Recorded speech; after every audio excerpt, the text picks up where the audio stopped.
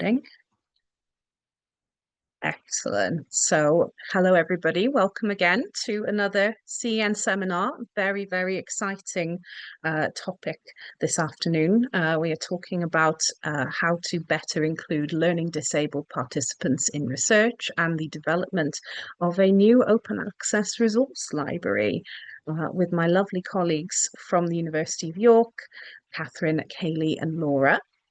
So just to introduce our speakers, Kathryn, Kayleigh and Laura are all psychologists from the University of York and members of GOLS, Genomics and Life Stories Lab in the Department of Education. Kathryn is Professor of Psychology in Education, and her research is focused in two main areas: the role of genetics in education and understanding and including children and young people with special educational needs and disabilities in both education and research. Laura's research, meanwhile, centres on inclusive research methods and how individuals with additional needs experience social relationships, as well as the impact that these relationships have on their school experiences and well-being.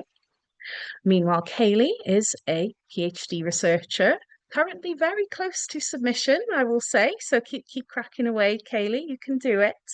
And the co-organiser of the University of York's Interdisciplinary Disability Research Network. Her current research focuses on autism, inclusive pedagogical approaches, the creative arts, and she is interested in exploring inclusive creative research methods when working with children and young people with special educational needs and disabilities. So with that said, I shall hand over to Kayleigh, Laura and Kathryn.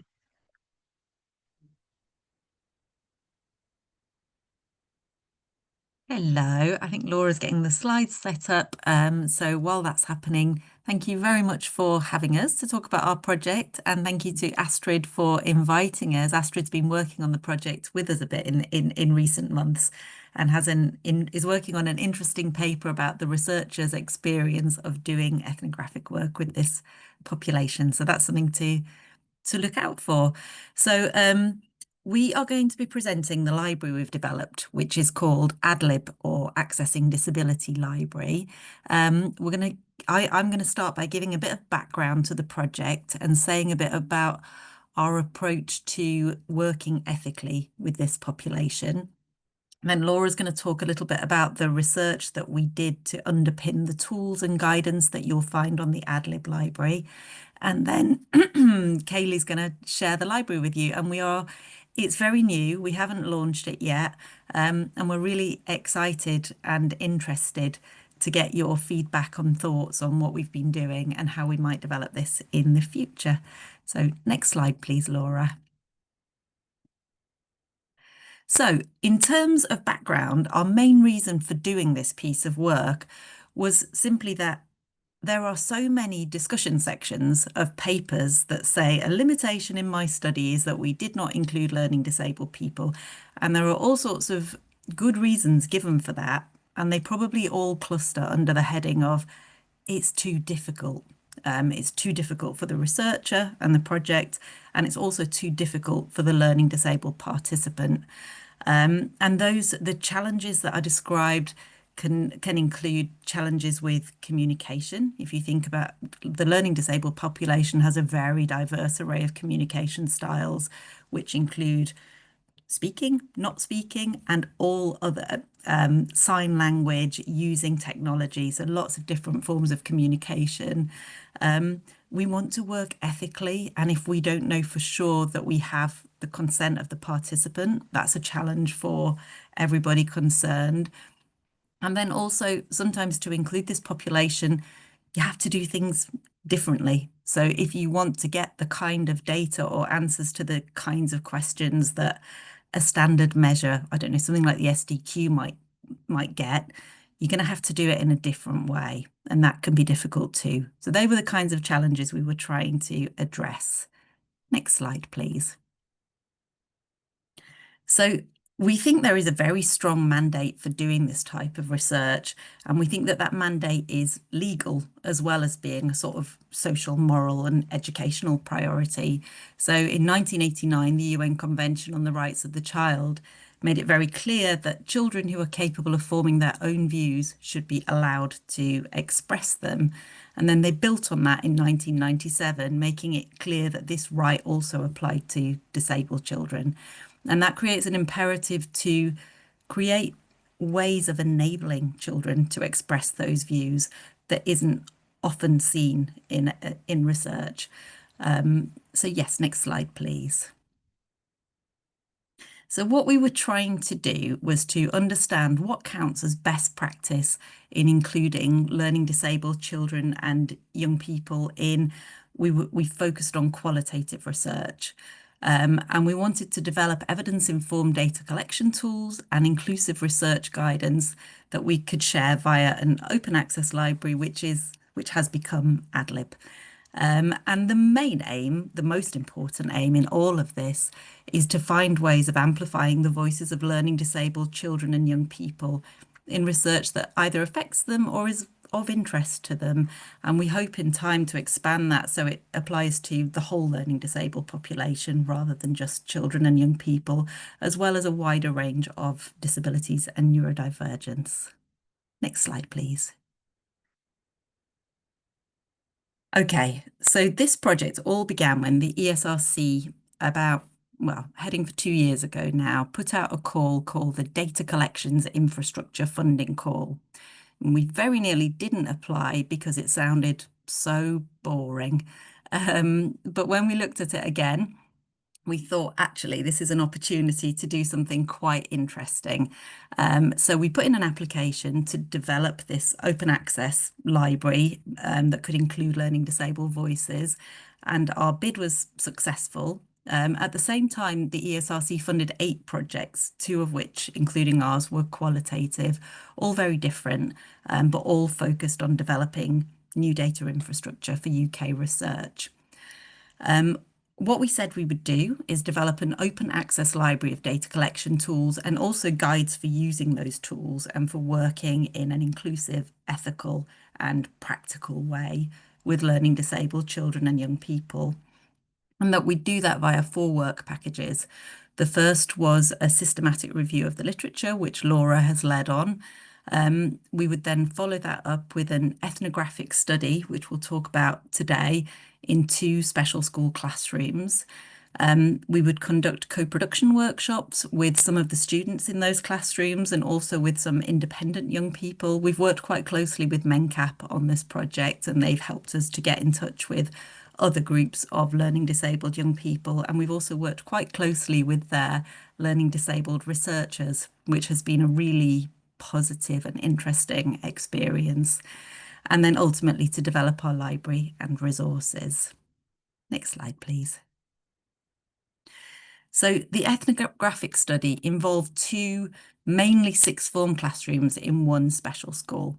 And the reason we say mainly 6th form is just to do with the way special schools are organised, where age is one factor, but need is another factor. And so in our classrooms, one had young people who ranged from 14 to 19.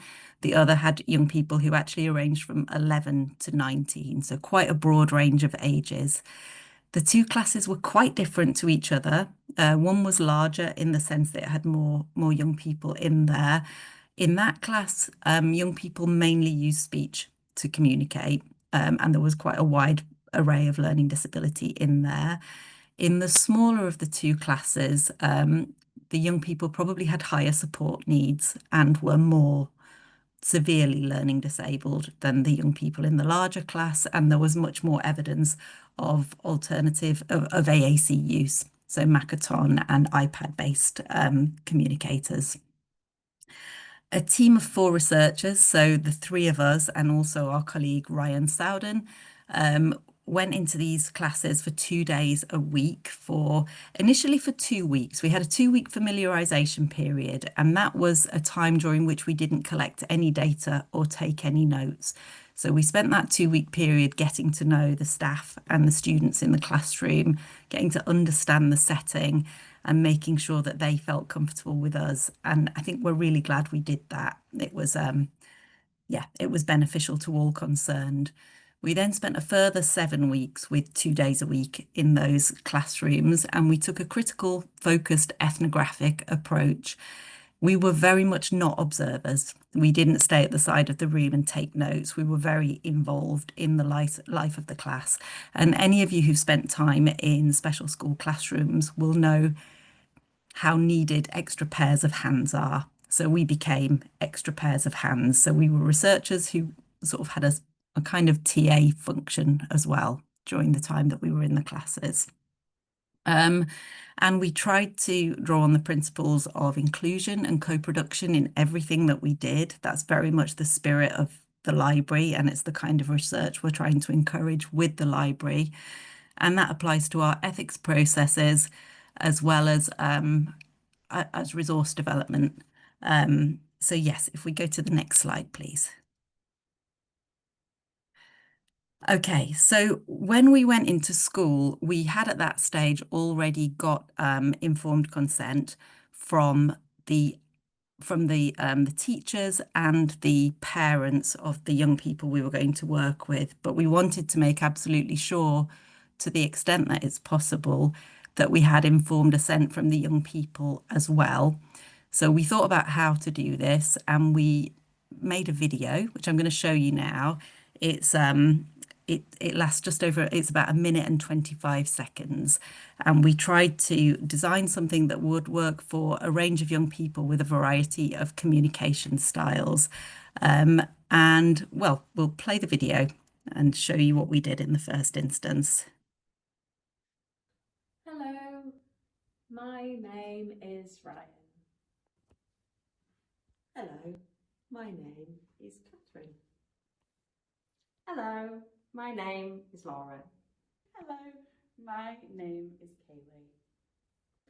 We are going to watch a video about a study called Nothing About Us Without Us. Let's get started. We are researchers from a university. We want to learn about how you communicate. We will visit you in your class at school. We will write down what we see. And we will show you what we have written. We will record you chatting to us on the iPad. We will share what we learn with other people, but we won't share your name. Taking part is your choice. You don't have to take part. You can stop at any time. Tell us if you want your notes to be deleted. Tell us if you have any questions. Thank you for watching. Goodbye. So apart from the horror of watching yourself on any video, we were quite pleased with it. We've been joking that final wave at the end is a little bit Nolan Sisters, but on the whole, we were quite pleased with it. When we took it into school, it got mixed feedback. So in the smaller class, the children and young people seemed to like it, although there are questions around people-pleasing tendencies and young people saying what they think the adults in the room want to hear. But on balance, they seem to enjoy it. We got some interesting feedback from staff around the benefits of, even though it's only 1.5 minutes, it's quite a lot of information, and maybe breaking it down into smaller sections would be beneficial, which makes a lot of sense. In the larger class, it was more mixed. So some of the young people said they liked it, some all seemed fairly engaged. There was some work with written assent forms afterwards, which suggested understanding of what we'd done. So that was all positive. But we also got some critical feedback as well, which was really, really useful. And there was one young person in particular who was very articulate about what was wrong with the video. It was very old-fashioned. It's not colourful enough. It's quite boring. We're all into anime and manga and Pokemon, and it would be much better if it was animated. It needs music. And also, why isn't Ed Sheeran featured? Was some of the kind of feedback that we got.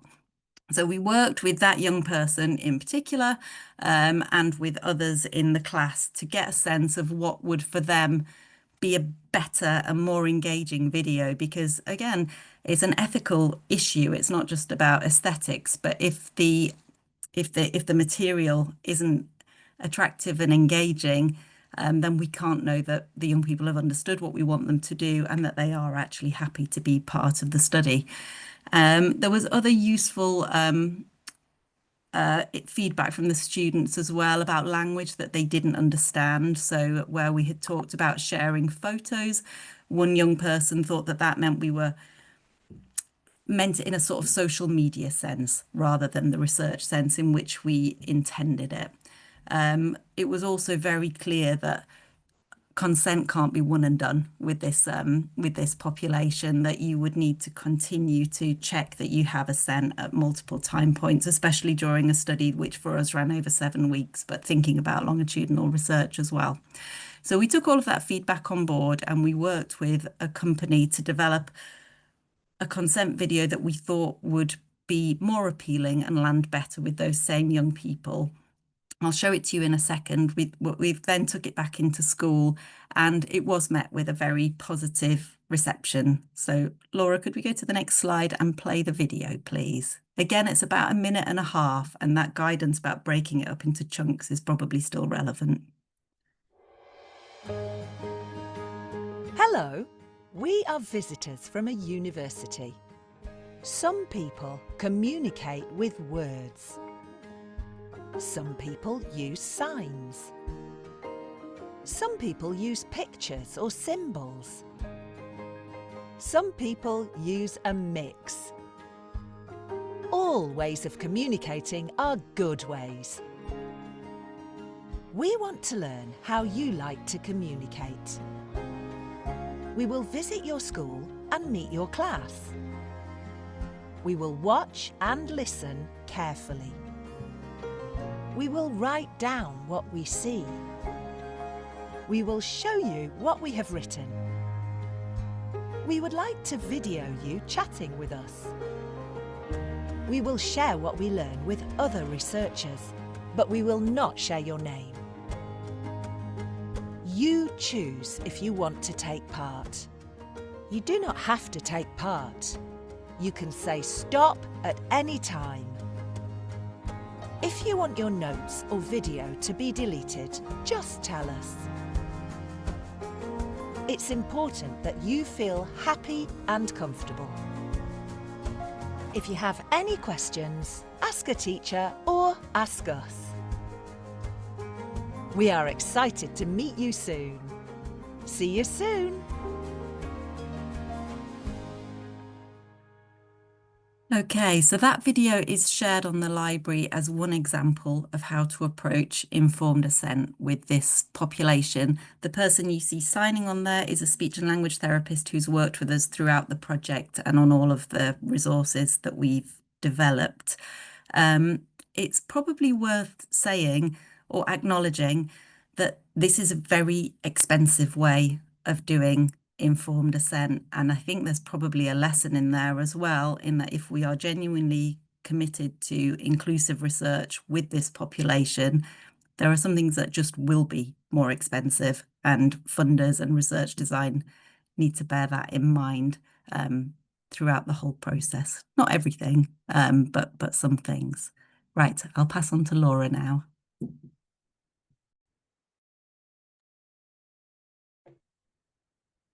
Thank you. Okay, so I'm going to talk to you a little bit about how, after we'd sort of gone through all the ethics processes, how we then went about identifying the communication choices that young people were sort of using in the classes that we were working with, and what that meant for the type of communication tools that we'd be able to develop for our library. I've also seen that there's a message in the chat about sharing what our definition of learning disabled is. So for the young people that were predominantly in our classes, it was young people who had Down syndrome, or might be diagnosed as autistic and have ADHD, and had a really wide range of different special educational needs and disabilities. So I hope that answers that question. Okay, so we saw in our classes that there was no one sort of way that these young people were communicating. There was a really big range of different communication modes. So we had young people in there who were using things from intensive interaction or touch and different types of gesture to being able to communicate predominantly through speech. One of the things that we did see a lot throughout the classes we worked with is that young people did tend to use Makaton. This was a lot more common in the smaller class that we worked with, but it was also common in the bigger class, and it was common for some people when they were in a situation that they were potentially found challenging, or if they were tired, they would start to rely on Makaton as well as speech. And what that was teaching us, I've had a direct message that somebody can't hear me. Can everybody else hear me okay? It's sort of cutting in and it's sort of fading in and out a little bit. I don't know if there's anything that can be done about that. It's a new screen that I've been forced to use. If I lean closer, does that work better? Yes, that's a lot clearer. Thanks, Laura. Sorry, it'll just look really awkward because I'm now just leaning into my camera. There was no time where one child used the same communication mode, is what I was about to say. If young people were in different situations or if young people were feeling tired, they'd sometimes change that communication mode. And what that sort of taught us was that we couldn't just go in with a single tool to work with that young person. We'd have to make sure that we had a range of tools to take with us so that we could sort of act in whichever way the young person needed us to. Another thing that we found is that although Makaton's sort of standardized and you can do a Makaton course and you can learn different levels, young people used to make up their own signs, or if you have young people that potentially have different levels of fine motor skills or gross motor skills, they would have to adapt their signs to match what they were able to do. So we saw this a lot across both classes. There was also some young people in class that really enjoyed actually writing or getting you to write things down for them, which wasn't something I'd expected to sort of be engaging with, but there was some children that liked having a dictation or typing things on their Chromebook. And there was a different range of communication boards that we saw as well. So there were some young people who were using high-tech versions of alternative and augmented communications, so things such as iPads with communication boards or speech generating devices on there, but also more analog versions of communication boards were there as well. The thing we also noticed that it wouldn't just change day by day, it could change hour by hour. And this also applies to what we've just been talking about for ethics as well, that these things were really different depending on what mood people were in, or if you'd moved from the classroom to, say, the dinner hall or into like a sensory space that they were using. All of these things could impact on what young people were choosing to communicate with. And this is just a bit of an example from some of our field notes to show the types of things researchers are going to encounter if they're doing research in these sorts of settings. So the emboldened bit here says, show me again. So the teacher here is having communications with a young person in her class, and it's like, can you show me that again? And encouraging him to use Makaton to show it back. But he's sort of used a version of Makaton that isn't clear. So a teaching assistant has stepped in to say, it's okay, I'll spend some time with him. I'll figure out what it is he's trying to say to us. So researchers are going to have to be prepared for this sort of thing as well. So it's not just enough to have a range of different communication tools with you. You might also need to sort of think on the fly when people are trying to communicate in ways that you're not necessarily fluent in. And to support this, we sort of lent on what school was already doing. So we weren't necessarily trying to reinvent the wheel with things, but we were looking at if there is existing ways that young people are communicating, could we potentially adapt those for a research situation? So there were things across the school we worked in that tended to be consistent. So things such as having visual timetables, which you can see here. So day of the week is Thursday, and what the weather is. You also saw more complex or some more detailed ones in certain classes where it would break down what people were doing at every sort of step of the day. So today we are doing morning meeting, and then we will do maths, and then we will do snack time or choosing time. So leaning on some of those sort of scaffolding techniques that school are already using. There was a lot of using now and next across the classes we were in. So now we are doing choosing time, and next we will go for lunch, just so that young people were prepared for what was coming. And that's something that we've translated into our tools as well. There was something called zones of regulations, which is quite common across schools, especially in the UK, more so in primary schools than secondary schools, but very common in special schools. And I think Kayleigh will give you an example of that when we look at the library for how that was used. The children we worked with already had communication passports, so leaning on those to sort of look if there were information in those passports that we could use during familiarisation. So if we knew that young people were good at using Makaton, could we also engage with them using that? Get to know me. So this is things such as, these were on young people's lockers in one of the rooms. So there was one young man who really liked Scooby-Doo, for example, and other people who were more leaning towards playing games such as Roblox or using consoles. And using all of these things that were already at school to make sure that we were building those relationships. So one of the main things that came up, especially after our familiarisation setting, is that you could be a really good communicator in a lot of different ways, but if you hadn't built that trust and relationships with young people, they probably weren't going to be as willing or as able to engage in conversations with you.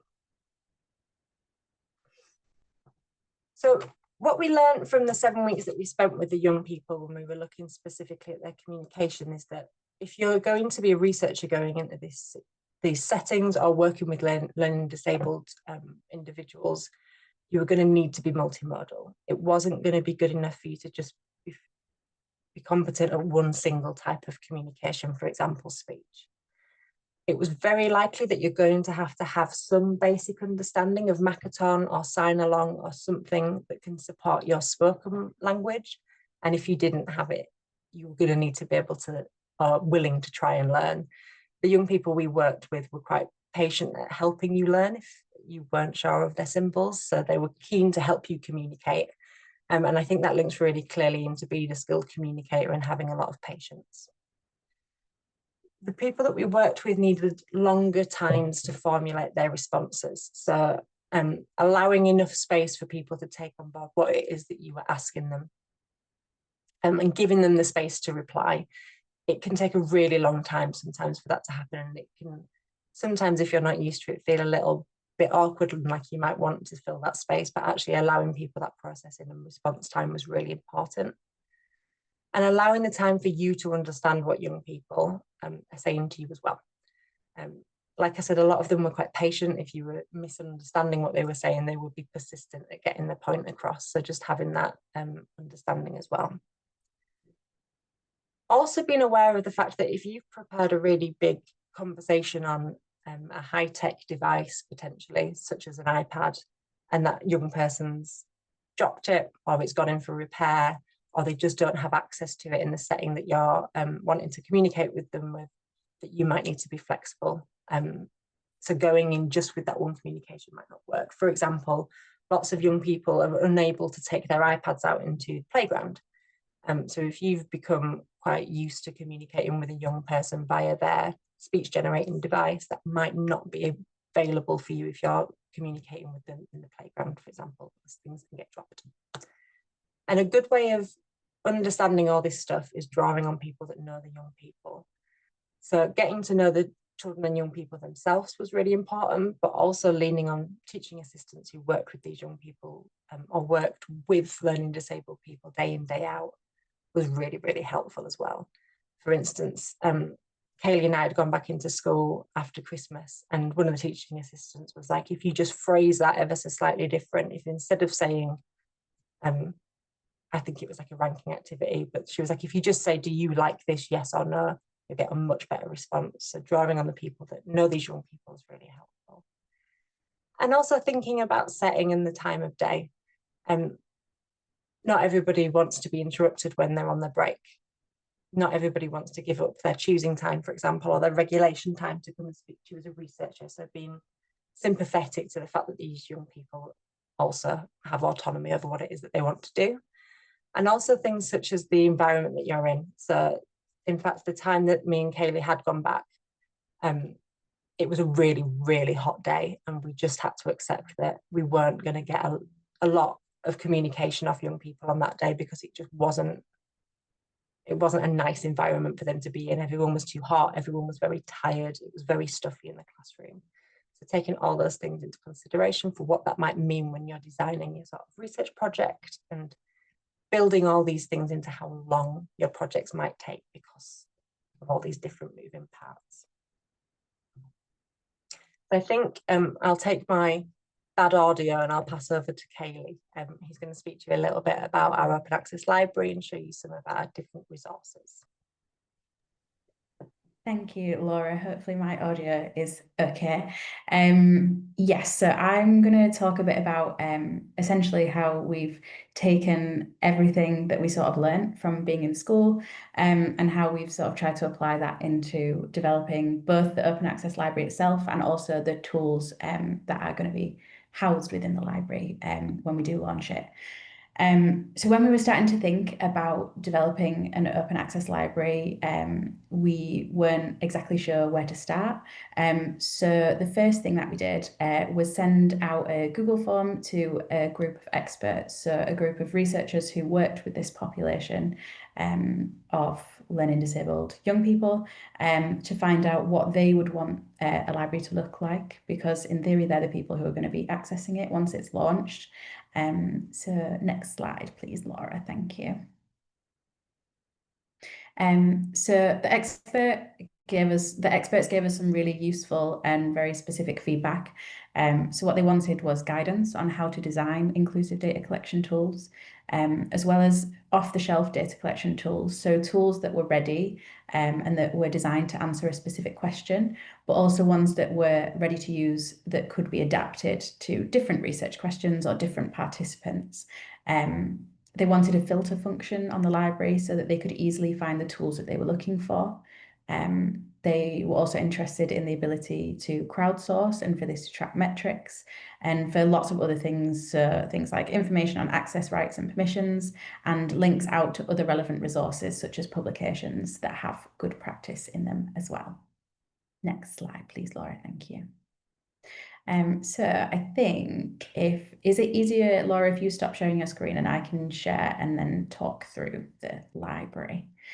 So what I'm going to do now is just share my screen, all being well. Can everybody see my screen there? Perfect, that's great. So this is our library in its current and hopefully close to last stage before we launch it. We've been working on this for a while. We've worked with designers, and we've worked with some really great members of the IT also at our university. So we've had lots of people have had input on both the library itself and the resources. But what I'm essentially going to do is give you a sort of whistle-stop tour of what the library looks like, what it houses, and how it works. So essentially, the library is sort of managed through this sidebar here, which I will say it is not in its quite final stage. We've been trying to get rid of a bug that means that language for some reason is in our filters twice. But anyway, what we have is sort of two main sections and then a group of filters. So the first section is inclusive data collection tools. And Laura briefly mentioned the sort of tools that we were designing based on the work that we did in the special provision schools. And then alongside this, we also have information on ethics, building relationships, and understanding participants' needs. And while we have developed some of these resources ourselves, a lot of these ones have been developed by the speech and language therapist who's worked on this project with us, who Kathryn mentioned earlier, and who was visible in our lovely information video. So what might be the easiest thing for me to do is just to talk you through one of these resources to show you sort of how the library is navigated. So I will use a conversation board as an example.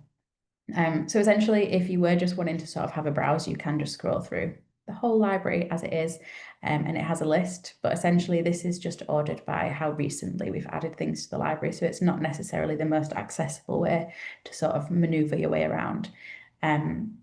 So what you could decide to do is maneuver via filters. So if you knew that you wanted to work with 11 to 16-year-olds who used multimodal communication, then you could select these filters.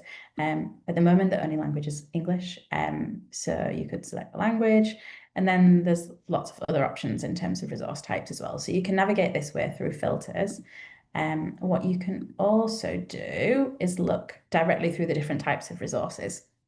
So using a conversation board as an example, what we have for each of our resources is an editable template, and we've created both a Microsoft Word and a Google Docs version of the editable templates to try and make it as accessible as possible.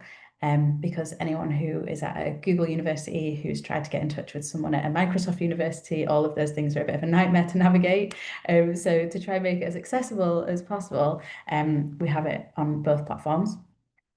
We've developed a user guide for each of the tools. We've developed a narrative for anxiety, which essentially we're using that phrase to be a sort of inclusive and accessible information sheet, but I'll talk a little bit more about that in a moment. And then we also have 2 topic-focused examples for each of our resources. So in our examples, they're related to the 2 co-production workshops that we have facilitated and co-produced with the learning disabled researchers at MENCAP that Kathryn mentioned earlier. So when we were in school doing these workshops, we focused on school likes and dislikes. And when we did our most recent workshop, we focused on transitions and future goals. So both of those examples are also accessible from the library. And as I say, we also have guidance, which is accessible, and then templates. So what I will do is show you that if you press on the link, this is essentially all the information that you will get. It looks like a lot of information, and it kind of is, but fortunately it does give you a nice citation at the bottom. So if that is all you're looking for, it's quite nice and easy to get to. And it also tells you all the different filters that are applied to this specific tool, who's published it, the title, and all of those fun things. What you can then do is follow the URL, and this will take you to the tool itself. Here we are. So this is our user guide for using conversation boards to aid in research. So essentially what this does is it introduces the concept of a conversation board, how you would develop a conversation board, step by step, and then it also provides an example of what a conversation board might look like on here. When you are on this resource, you have the option to download in the right-hand corner here, or you can just sort of use it to have a look and then go back to have a look at our templates. So that's kind of pretty much how the library works. I don't think there's much more to say about that. As we've mentioned, it is still a work in progress. We're trying to sort of get rid of a few bugs and get everything finalised before we launch it, but I think it will probably be quite soon, which is very exciting. So I will stop sharing my screen. Are you all right to share the slides again, Laura? Perfect, thank you very much. Fab. So what I'm going to do now is briefly, very briefly, because I'm aware of the time, talk through some of the types of resources that we have developed that are being housed on our on the AdLib library. So the first is one that I mentioned just before, and is called a narrative for anxiety. Anybody that's worked in schools or education or potentially speech and language previously may have heard of something called social stories. Essentially, that is exactly the same as what a narrative for anxiety is. It's just been slightly reframed in the language. And how we're using it as a tool in research is as a sort of accessible information sheet that we hope is inclusive for as many, in this context, young people as possible. So in this narrative for anxiety that's on the screen here, apologies, it is very small, we're trying to explain to participants what they need to do as part of the research process and to try and help them not feel worried about it. It uses short sentences and gives students examples of what to expect using imaginary participants. So imaginary participants that we have here are called Katie, Lewis and Marie. And this sort of first paragraph that is right at the top is introducing the participants to the topic. So the first line says, Katie, Lewis and Marie are students at a school like yours. Visitors want to know what activities they like to do in school and what activities they do not like to do in school. So that's kind of just giving a very, very brief introduction to the topic of the research, which, as I mentioned earlier, was school likes and dislikes when we went and did the workshops in school. We have tried to make it as multimodal as possible. So we've used words and we would also read this aloud when we're, so there's hearing and also seeing words. And also using symbols. These are, so symbols are used quite frequently in schools. If anybody isn't familiar, there's a few different types of symbols, but generally they're all, they demonstrate pretty much the same thing and look very similar to each other.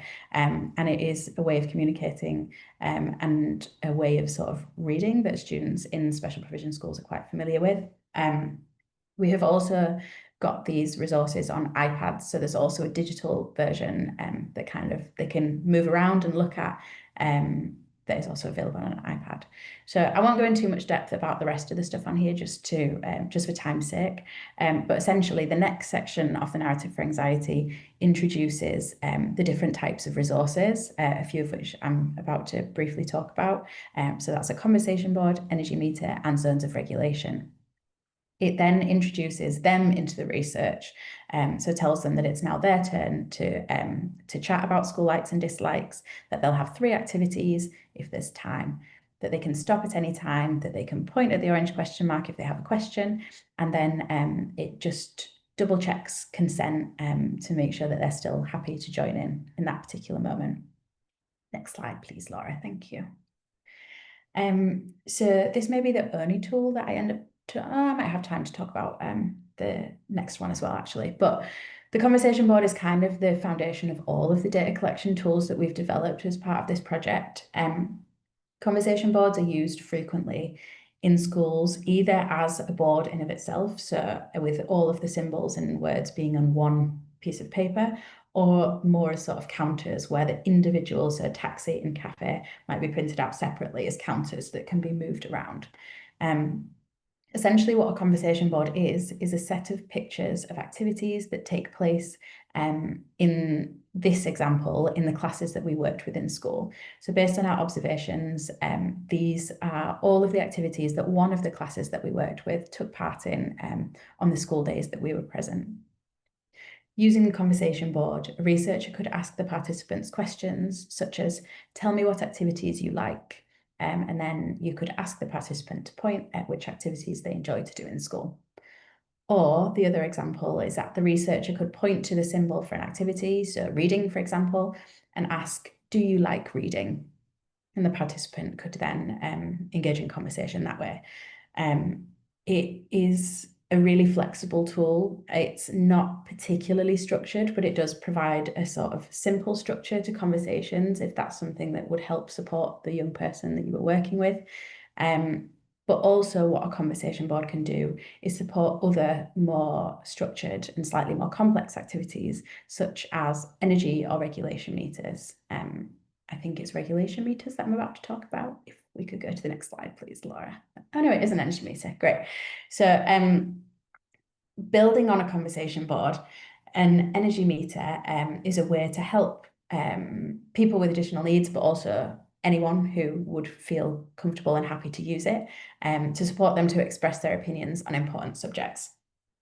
So the way that we used this when we were in school was that pupils could use it to tell us about the levels of energy they had in each of the activities on the conversation board. So for example, PE. They can also then use it to tell us if they like or dislike having that much energy in that activity. This is a really useful piece of feedback that we received quite early in the process of developing this tool. Initially, we didn't have the "Do I like it" section on the right-hand side, but we got some feedback that suggested that actually full of energy for one person could mean happy and excited and sort of bouncing around with loads of energy. But for somebody else, it could mean it could have more negative connotations. So full of energy could mean being completely wired, and people may not be happy to feel that way in certain activities.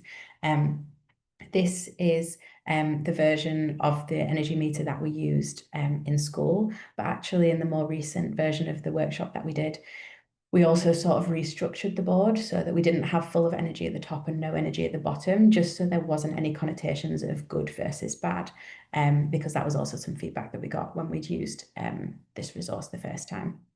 So essentially, this board can be supported by, the energy meter can be supported by a conversation board. So you might ask the student in this example a question such as, how much energy do you have during PE? They might say that they feel focused during PE, and you can ask them whether that's something that they like or not. And then depending on the participant you're working with, you could then ask follow-up questions, sort of why questions, to try and get a little bit more depth. Next slide, please, Laura, thanks. So we've mentioned a few times the co-production workshops that have taken place. We co-produced 2 workshops. Both of them were co-produced with learning disabled researchers, and the second workshop was facilitated by the learning disabled researchers at MenCap. The first workshop was taking place in school with 21 learning disabled children and young people, and that is the group that we conducted the ethnographic study with. So we already sort of had an idea of their needs and the ways that they might respond well to research. The second workshop only actually took place last week, and it was taken place with 2 new learning disabled participants. One of them was aged 18 and one of them was 23. And this was the workshop that was facilitated by learning disabled researchers who worked at MenCap. So we got lots of useful, the workshops are really useful, and we've had lots of thoughts on how to develop the tools based on these. Next slide, please, Laura, thanks.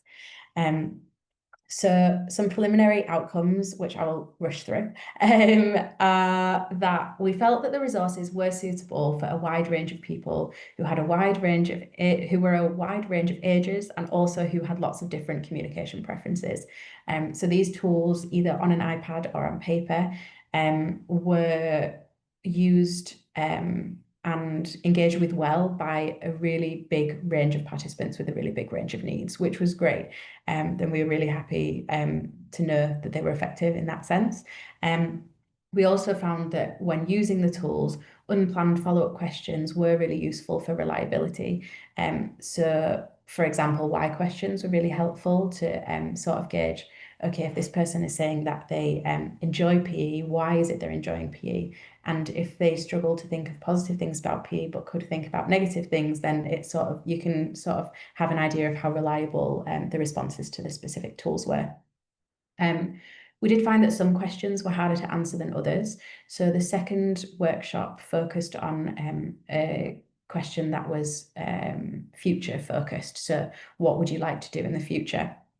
And we found those questions were a lot more difficult for some participants to answer than present or past tense. So one participant in particular, you might ask a question saying, how would you feel if you had a people-based job in the future? And this participant would say, oh, I've never done that kind of job. We found that quite challenging, and that through using the tools, we weren't able to overcome the difficulty of not being able to fully comprehend the questions that were being asked and how to answer them.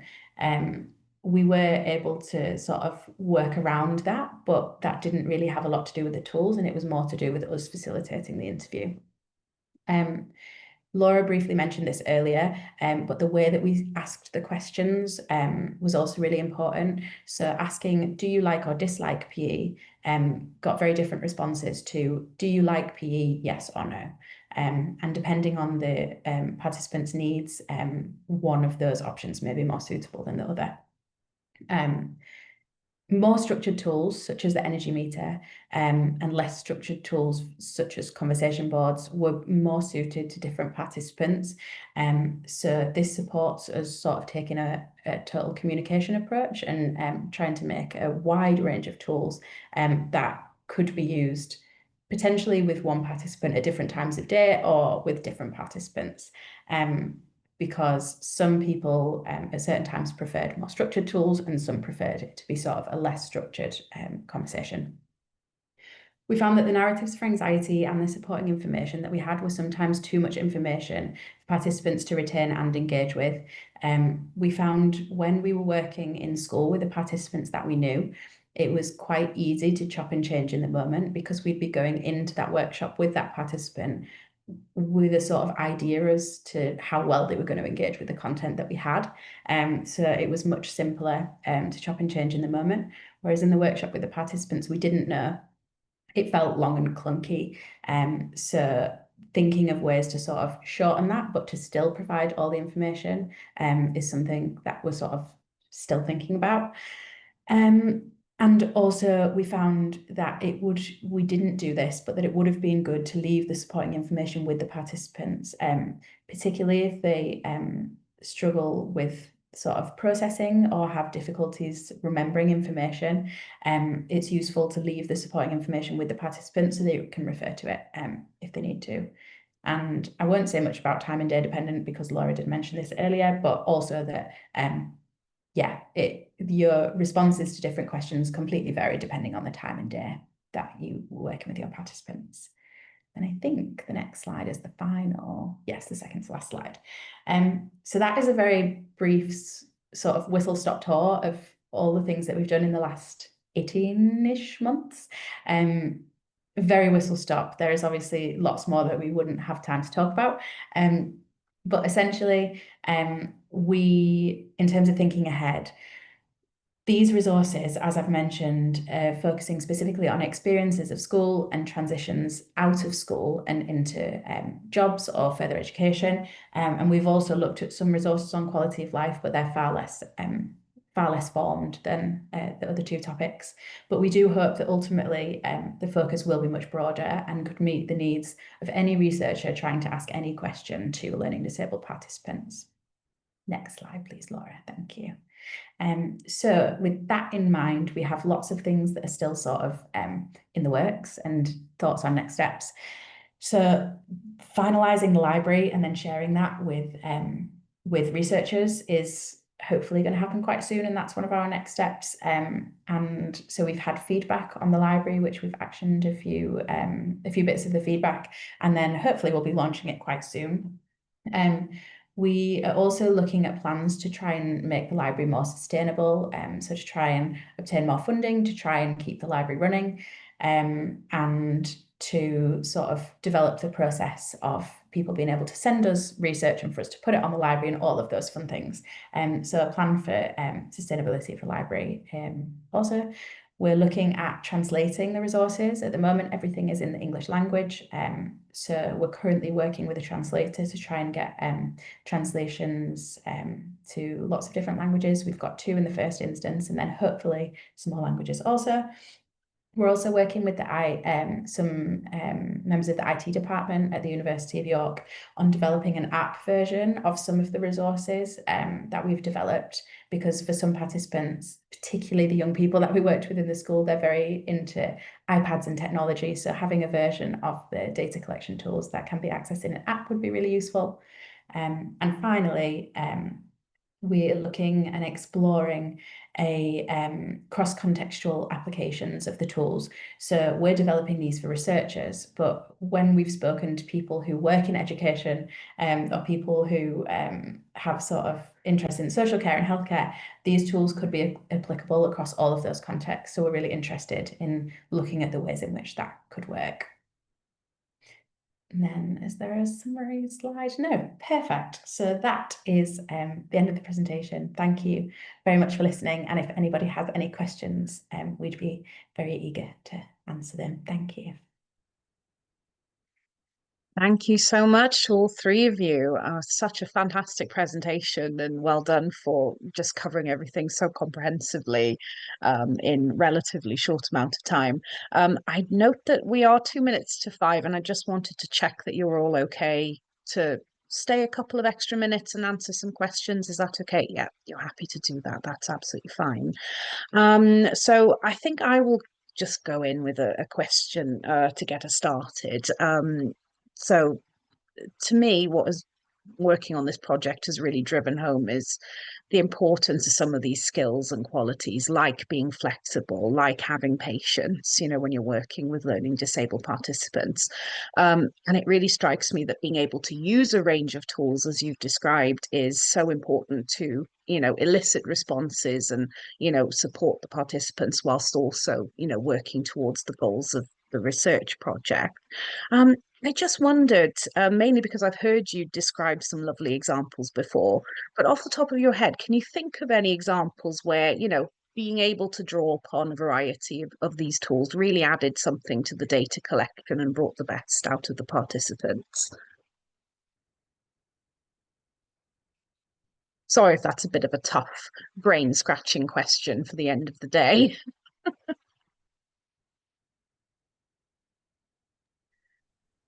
I can have a go, Astrid. I Have a think go, I Kathryn. think there are. I've got lots of young people racing through my head in different scenarios at this point. And I think in terms of flexibility and drawing on different tools, so this wasn't data collection, it was data collection, it was ethnographic data collection to inform the development of the tools. I think the flexibility was probably the single most important characteristic, seeing opportunities to help a young person who maybe wasn't particularly communicative or struggled to communicate or communicated in ways that might be difficult for us to understand, seeing them when they were kind of shining a bit and happy and relaxed and having the conversation at that point. So the person that's at the front of my mind, they're jostling, but the person at the front is the 11-year-old in the smaller class that we talked about. This was a young person who related sort of well to peers, but was less interested in the adults in the room, which is a sort of challenge for researchers, and was more interested in talking to sort of the bigger boys. That was what appealed. But he was really interested in shapes. Shapes and colours. So we were in what was called the big sound and light room, and he was kind of crawling around and making some funny noises. He also didn't have a huge amount of speech, but because he became interested, because it was clear that he was happy and relaxed and enjoying the shapes and the colours, it was possible to turn that into a game and throw sort of big foam shapes and colours between us and stack them, and at the same time talk to him about why he liked the big sound and light room. And I felt we learned quite a lot through doing that, but it wasn't something you could plan. It was I don't want to sound like a child catcher, but catch the child at the right moment, so that they feel able and willing to communicate with you. That's one example. Thank you. That's such a lovely example as well, and really shows the reality of, going in and doing this work in schools as well. So Hamlet has got a question, and having read this, I think it goes into the slightly quant dimension. So he asks, would you like to evaluate which topics were most and least frequently chosen by children on the conversation board and discuss the possible reasons for these patterns? It's an interesting question, isn't it? It is an interesting question. Kayleigh and Laura, I don't know if you want to jump in. I think the honest answer, Hamlet, is that no, we can't. We didn't have enough participants, and we went into those research encounters not really wanting the answer to our research questions. Our actual research question was how successful are these tools at eliciting conversation? I think because certainly in the school, because we had come to know these young people so well, I think we probably knew in advance to a large extent what their answers were likely to be, which again was helpful for us gaining an understanding of reliability and sort of triangulating responses across different questions. But yeah, I think the short answer is that we can't answer your question. I don't think we've got the data to answer it. But the hope obviously is that if the actual research question was what do you like at school, or what do you want to do in the future, these tools would allow you to answer it. But our research question was different. Yes. Yes, I think that's the key point, isn't it? That they could potentially be used for that, but obviously in the future and with a slightly different research focus. So I think that's all the questions in the chat. So I will finish with just kind of a future directions kind of thing, because I know you obviously intend to open this up for contributions, and I just wondered if you had an idea of, when will AdLib be open, and how can people potentially contribute to the repository in the future. Okay. The library will be launched. The current plan is to launch it in December. And there will be full guidance on how to send resources that researchers would like to be shared via AdLib, and what the QA process will be and how that would work on our landing page. So from the point at which it's open, that's possible. The reason it's not open now is we're finalising a couple of things that Kayleigh talked about. So we want our app to be developed so that we can share it as an example. And also all of our resources and guides are currently being translated into Mandarin and Spanish. And so we want those to be on there as well. So December. Excellent. So watch this space, and I think you can find AdLib if you sort of Google AdLib University of York, can't you? So yeah, basically watch this space, Google in December, and you should be able to find all the information that's needed. So excellent, lovely. Thank you so much again for such a wonderful presentation, and a very smooth shared presentation as well. Yes, thanks to Kathryn, Laura and Kayleigh. Thank you to everyone for coming.